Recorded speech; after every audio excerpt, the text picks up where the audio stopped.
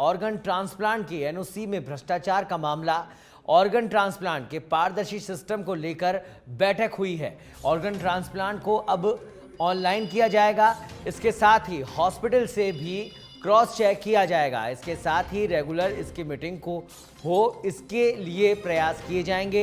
SMS medical college principal doctor Rajeev Bagarhatta की अध्यक्षता में बैठक में SMS medical college principal doctor Achal Sharma, nephrology HOD doctor Dhananjay Agarwal, trauma incharge doctor Anurag Dhakar सहित अन्य मौजूद रहे।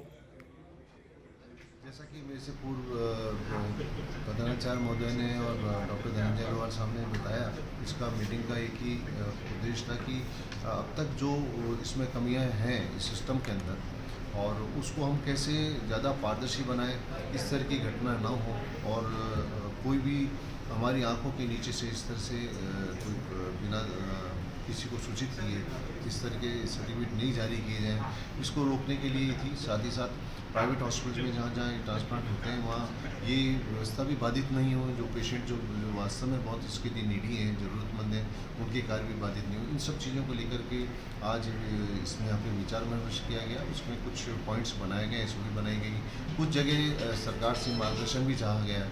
तो उम्मीद करते हैं कि जल्दी जो भी इस तरह की वारदातें वापस दोबारा ना आए।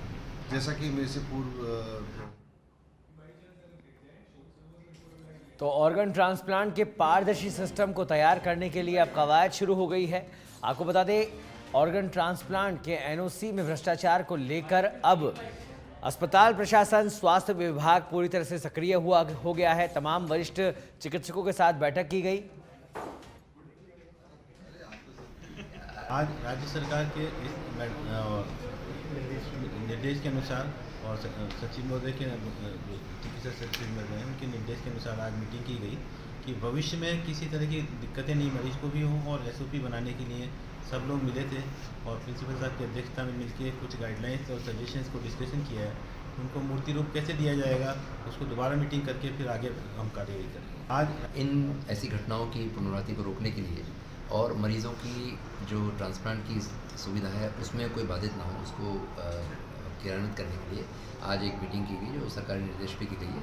और उसमें हमने कई इश्यूज़ को डिस्कस किया, जिससे कि एक अच्छी एसओपी बन पाए और ये प्रोग्राम में अनवरत तरीके से चलता रहे, साथ ही मरीजों को नुकसान इन ऐसी घटनाओं की। तो ऑर्गन ट्रांसप्लांट के पारदर्शी सिस्टम को लेकर अब बैठकों का दौर शुरू हो गया है। ऑर्गन ट्रांसप्लांट के एनओसी में भ्रष्टाचार के मामले के बाद पूरी तरह से सक्रिय चिकित्सा विभाग, एसएमएस स्टाफ प्रबंधन, तमाम चिकित्सक बैठकें की गई। किस तरह से सिस्टम को पारदर्शी बनाया जाए उसको लेकर चर्चा हुई और आगामी दिनों में मरीजों को समस्या ना हो, इसको लेकर सख्त कदम उठाए जाएंगे। और इस खबर पर अधिक जानकारी के लिए हमारे साथ जुड़ गए हमारे संवाददाता लोकेश ओला। लोकेश, ऑर्गन ट्रांसप्लांट को अब पारदर्शी सिस्टम को बनाने की तैयारियां शुरू हो रही है, किस तरह से बनाया जाएगा उसको लेकर बैठक की गई, क्या कुछ अपडेट इस खबर पर? देखिए, जिस तरह से एसीबी ने कार्रवाई की गई ऑर्गन ट्रांसप्लांट में जो फर्जी एनओसी देने का जो मामला सामने आया, और कहीं न कहीं जो अंदेशा लगाया जा रहा है कि कहीं न कहीं अंगों की खरीद फरोख्त तो नहीं हो रही है राजधानी जयपुर के अंदर।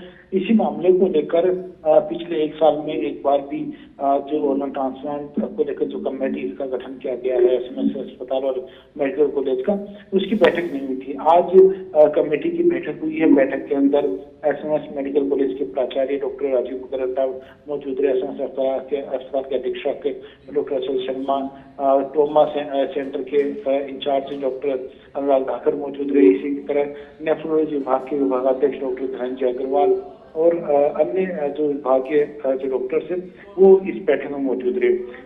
कई महत्वपूर्ण चर्चा इस बैठक में की गई, क्योंकि पिछले एक साल से एक भी जो इस कमेटी की बैठक नहीं हुई। और महत्वपूर्ण बात यह कि करीब 70 से अधिक एनओसी वो फर्जी तरीके से दे दी गई है। इन एनओसी को लेकर और किस तरह की आगे कार्रवाई हो सके, पारदर्शिता तरीके किस तरह से अब एनओसी दी जाए, इन सबको लेकर चर्चा की गई है। और अब इसको ऑनलाइन करने का सुझाव है वो एसएमएस मेडिकल कॉलेज की इस कमेटी की ओर से दिया गया है। तो कहीं ना कहीं आगामी दिनों के अंदर ऑर्गन ट्रांसप्लांट को लेकर पारदर्शी तरीके से बनाने के लिए अब ऑनलाइन आवेदन प्राप्त किए जाएंगे और समय समय पर आवश्यकता के अनुसार जो रिक्वेस्ट आएगी ऑर्गन ट्रांसप्लांट को लेकर मरीजों की ओर से और परिजनों की ओर से उसको लेकर बैठक की जाएगी और डिमांड के अनुसार और पूरी जांच पड़ताल के बाद ही आगामी दिनों के अंदर जो एनओसी देने का जो काम है वो इस कमेटी की ओर से किया जाएगा। तो जिस तरह से एसीपी ने जो कार्रवाई की गई और एसएमएस अस्पताल के जो सहायक प्रशासनिक अधिकारी को गिरफ्तार किया, इसके अलावा एसीसी और फोर्टिस अस्पताल के कोऑर्डिनेटर को जो गिरफ्तार किया गया है और जो कई एनओसी जिसमें करीब 170 एनओसी पेंडिंग बताई गई और 70 के करीब जो एनओसी है वो आरोपियों से के घर से बरामद की गई है। तो एक बड़ा खुलासा एसीबी की जांच में किया गया और जो मामला एसीबी ने सामने लाया और उसका खुलासा किया, उसको लेकर भी शिकायत एसएमएस अस्पताल के उच्च अधिकारियों और मेडिकल कॉलेज के उच्च अधिकारियों द्वारा ये एसीबी को दी गई थी।